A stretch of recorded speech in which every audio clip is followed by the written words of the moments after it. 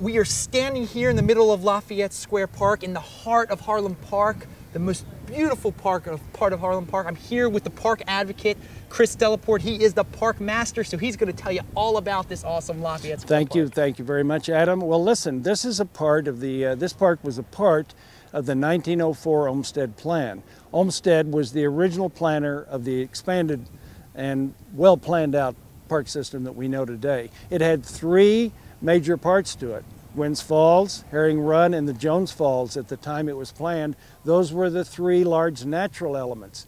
The planned elements, like this one, the squares and the small parks in the city, were interwoven into the fabric of the city, and that's how this came about. This whole derivation came out of Europe and London. There's no surprise that a place like this would be named Lafayette. I mean, this in its own way is duplicated throughout Washington, for example. So the square was intended to be a place for convivial social occasions, relief, people to meet, be seen, come out on Sunday, wear their clothes and look their best. And that's how these parks were used at that time. So here we are on a Sunday. We have some major churches that are around this park right now. They're being filled up with parishioners. These are, some of them are very politically connected churches too, you better believe it. This is Baltimore, of course. We have one house that sticks out here is 801 Arlington. It looks like it's a city-owned property. It used to be a mansion.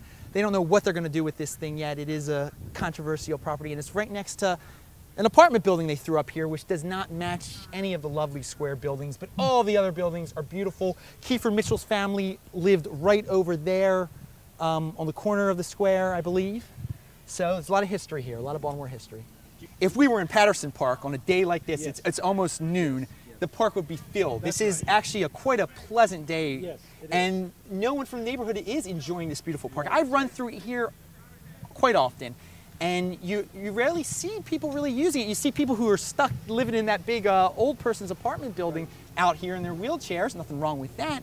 And you see some homeless people and some people that are drunk out here. But we need, a park like this needs to be appreciated, it needs to be loved. And this is the centerpiece of this neighborhood. Whenever I take someone here, they are so amazed that this is even here. That's right. And Well, they shouldn't be the case. People should know about this. People should be using it and loving it. one of the things we know, as I said in the previous clip, is we cannot retreat. It's often difficult. The solutions aren't universal. They're not always apparent. They have to be taken a step at a time. It may be that there's a programming solution here. As I suggested in the other park, perhaps we bring the portable swimming pool. It may be there's some activity that we could put into this park on a Sunday morning or Sunday afternoon with intent and purpose to draw the people into the park, reacquaint them, and what we call in the park business, repopulate the park.